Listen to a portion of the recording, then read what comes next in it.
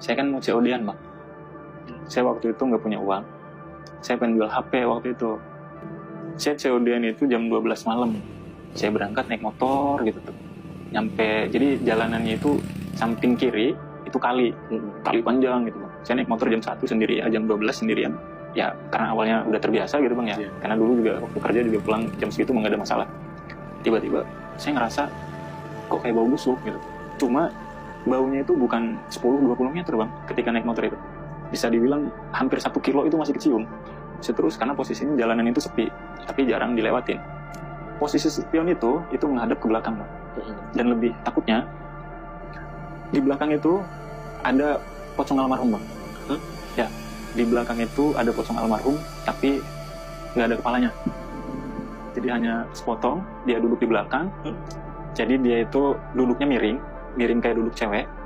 Dia taruh kepalanya di samping dia, dipegang. Jadi dianya kepalanya nggak ada. Saya fokus bang. Saya sebenarnya merinding juga. Saya dalam hati tuh, cobalah gitu tuh, jangan sampai nampakin kayak gini. Kamu itu teman deket saya. Kalau emang mau ada yang disampaikan, sampein gitu. Jangan sampai nunjukin wujud yang seperti ini. Akhirnya saya baca-baca doa lah gitu. Pas waktu itu masuk ke perkampungan. Setelah masuk ke perkampungan, alhamdulillahnya di belakang udah nggak ada. Dan saya pun sering banget ngerasain kejadian yang bisa dibilang di luar nalar. Terutama waktu itu saya masih ngobrol sama teman-teman di rumah saudara yang kata saya di belakangnya itu ada loteng. Tiba-tiba itu belum terlalu malam kata saya bapak, jam 8:30 lah. Ketika itu ada yang ngegedor di jendela, kayak ada yang ngegedor, duk duk duk. Waktu digedor itu kan saya mikir ini lantai 2 loh, siapa yang ngegedor kan? Setelah digedor kayak gitu kita nggak heroin kan, cuma cerita-cerita aja lah. Kayaknya kita ngobrol lagi, kedengar lagi bang, duk duk duk. Pas saya buka, saya coba beraniin diri, oh siapa sih? Ketika itu pas saya buka, kepala bang, yang ngegedor itu kepalanya bang, kepalanya Sandra. Badannya nggak ada, saya kurang tahu mungkin badannya di bawah atau di gimana gitu bang ya. Kita semua turun bang, kabur. Pas pada turun di luar udah heboh, ada apa gini.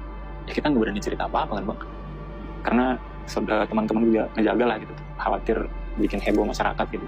Kita cuma bilang, ada biawak tadi di atas. Dia pernah belajar ilmu itu. Dia sama temannya Andi ini belajar ilmu waktu di pesantren itu, tapi belajarnya itu nggak sampai 100%, antara gila atau stres gitu bang. Jadi mulai ada indikasi dia itu agak gimana. Jadi dia sempat jualan itu di kampung sebelah. Dia ninggalin jualannya bang. Dia pulang, nggak tahu kemana gitu. Pulang aja, jualannya masih di situ. Motor sama jualannya masih di situ. Itu pertama bang. Yang kedua, pernah juga di kampung sebelah, dia itu, jadi dia jualan, joget-joget nggak jelas. Karena yang beli kan anak-anak ya, anak-anak kecil gitu tuh. Dia itu joget. Pas ditanya, kenapa joget? Kata dia, saya dibisikin Deddy Corbuzier. Kalau mau dagangannya laris, harus joget katanya.